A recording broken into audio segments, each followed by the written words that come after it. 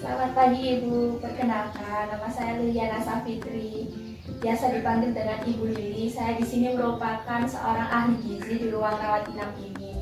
Kalau boleh tahu, apakah benar ini dengan Ibu Troy Safira Aziza? Benar, Bu. Nama panggilannya siapa ya Ibu? Royce. Oh ya, Ibu Troyes. Saya di sini bertujuan untuk membantu menganalisis dan mengidentifikasi masalah kesehatan yang sedang kakak alami. Bagaimana keadaannya sekarang Kak? Apa sudah mulai membaik? Alhamdulillah, Bu, sudah lumayan membaik, tapi masih lemas, terus masih sering sakit kepala, terus perutnya juga masih sering sakit. Oh, baik. Sebelumnya, kemarin kakak telah melakukan pengukuran antropometri dan melakukan uji laboratorium. Dalam hasil pengukuran, berat badan kakak masih dalam kategori normal. Detak jantungnya juga normal, serta pengukuran tekanan darahnya juga masih normal.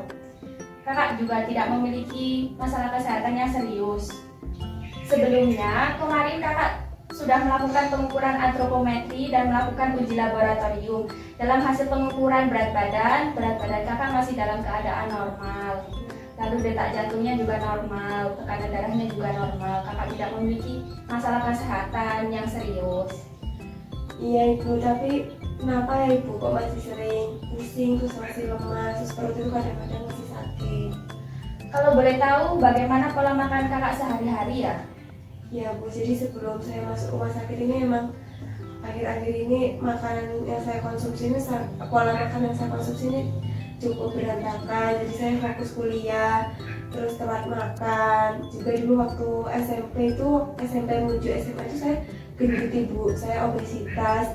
Tapi saya tuh pengen jadi model dulu Ibu. Terus saya mengalami gangguan kalau saya makan. Saya kan sering dibully Ibu. Ya. Jadi itu juga mengganggu mental saya. Jadi kalau saya saking terobsesinya jadi kurus, saya kalau habis makan saya muntahkan lagi Bu, seperti itu. Dan kalau sekarang saya hanya kadang makan buah gitu tanpa makan nasi. Nah, itu masalah utamanya kakak, terlalu terobsesi untuk menjadi model dan kurangnya percaya diri.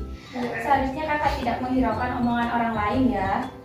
Karena berat badan kakak itu masih dalam kategori normal. Hanya perlu menjaga pola gaya makan yang benar saja. Memuntahkan makanan itu gangguan makan bulimia yang disebabkan oleh beberapa faktor. Karena gangguan ini memang sering terjadi kepada remaja perempuan seperti kakak ini ya. Iya. Kalau boleh ibu beri saran, kakak harus tetap mengonsumsi makanan dalam jumlah porsi yang tepat, seperti 3 kali makanan utama dan 2 kali makan selingan dengan memperhatikan asupan gizinya. Dan menghindari makanan yang berlemak seperti gorengan, makanan instan. Lalu jangan terlalu banyak makan coklat, banyak minum air putih, olahraga, konsumsi makanan yang berserat seperti buah-buahan dan sayur-sayuran. Ya, Ibu, ada yang ingin saya tanyakan, siklus menstruasi saya akhir-akhir ini juga tidak stabil seperti itu. Terus ya, bagaimana untuk menghentikan gangguan makan saya tadi itu Ibu? Salah satu dampak dari bulimia itu dapat mengganggu organ pencernaan dalam tubuh, sehingga kakak sering mual, muntah, diare, bahkan menyebabkan menstruasi yang tidak teratur. Sehingga kakak perlu dukungan dan bimbingan oleh orang-orang di sekitar, terutama keluarga sendiri, dan perlu adanya motivasi dari diri sendiri bahwa jadi model itu tidak harus kurus, tetapi jadi model itu harus memiliki postur tubuh yang ideal dengan memperhatikan porsi makan yang tepat. Bila perlu, kakak meminta resep obat antidepresan dengan dokter agar gangguan bulimia ini dapat segera teratasi. Oh, itu baik seperti itu. Lalu apakah ada saran untuk saya agar berat badan saya masih dalam kategori normal itu? Tentu saja bisa. Tips mempertahankan berat badan agar tetap normal dengan cara makan secara rutin, yaitu 3 kali makan utama dan 2 kali selingan. Membiasakan sarapan ya. Lalu menjaga kebersihan, lakukan aktivitas fisik seperti olahraga. Jangan terlalu sering rebahan, duduk terlalu lama. Biasakan istirahat tepat waktu dan jangan sering begadang. Jika perlu mengonsumsi tablet tambah darah saat menstruasi itu 1 kali. Kurangi asupan makanan yang mengandung minyak, garam, dan gula. Dan hindari mengonsumsi makanan instan ya, karena makanan instan terlalu banyak mengandung natrium. Ya Ibu, tapi kalau melihat dari keseharian saya seorang mahasiswa, saya Senin sampai Jumat itu saya kuliah, sedangkan malamnya itu baru mengerjakan tugas tuh sampai berlarut-larut. Kadang saya subuh itu baru tidur, terus bangunnya pagi. Terus kalau Sabtu sampai Minggu saya ikut les modeling gitu. Oh iya. Saran saya sebaiknya lebih bisa mengatur pola waktu ya. Jangan terlalu kecapean dan jangan sering begadang. Sebaiknya kakak lebih memfokuskan pada satu tujuan terlebih dahulu, yaitu menyelesaikan kuliah atau memang kakak ingin mengikuti sekolah modeling, maka jadwalkan sekolah modelingnya itu kalau bisa 1 bulan 1 kali, kalau nggak gitu waktu libur semester kuliah.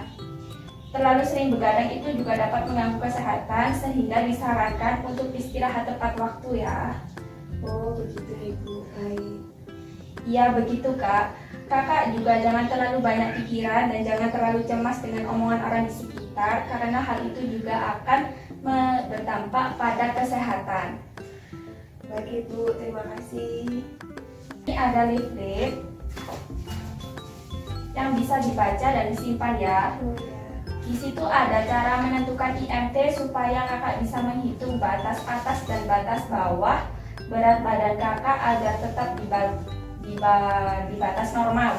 Selain itu juga ada makanan yang harus dihindari untuk mencegah terjadinya obesitas. Sekarang kakak hanya perlu istirahat saja. Baik Ibu, terima kasih. Sama-sama. Apakah sudah jelas kakak atau ada yang ingin kakak tanyakan lagi? Sebenarnya saya ingin bertanya Ibu, kenapa kok orang yang mengalami obesitas itu cenderung mengalami diabetes juga? Kenapa kakak kok tanya begitu? Apakah kakak mempunyai riwayat penyakit seperti diabetes dari turunan orang tua? Iya, orang tua saya diabetes dan kakek nenek saya juga diabetes Ibu. Oh jadi gini kakak, kalau kakak mempunyai riwayat penyakit diabetes dari orang tua, kalau sampai kakak mengalami obesitas, itu akan memiliki resiko yang lebih tinggi untuk mengalami obesitas. Karena kelebihan berat badan atau obesitas itu dapat menyebabkan bertambahnya ukuran lingkar perut dan panggul. Hal ini biasanya sering terjadi pada obesitas tipe sentral atau android yang dapat menimbulkan resistensi hormon insulin, sehingga mengalami peradangan atau suatu saat di mana hormon insulin tidak dapat bekerja dengan baik. Maka hal ini akan menyebabkan kencing manis atau biasa disebut dengan diabetes. Batas aman lingkar perut pada wanita itu 80 cm, sedangkan pada pria itu 90 cm. Oh jadi begitu ya Ibu, terima kasih ya Ibu, informasinya sangat bermanfaat untuk saya. Ya kakak, sama-sama. Kalau begitu saya izin keluar dulu ya kak. Terima kasih telah menyempatkan waktunya untuk melakukan konsultasi dengan saya. Mohon maaf apabila penjelasan saya ada yang kurang jelas. Silakan untuk beristirahat dan jangan lupa mengonsumsi obat dan makan secara rutin ya kak. Terima kasih. Ya. Pamit dulu. Assalamualaikum warahmatullahi wabarakatuh. Waalaikumsalam warahmatullahi wabarakatuh. Silakan dilanjut istirahatnya ya kak. Ya, terima kasih. Ya.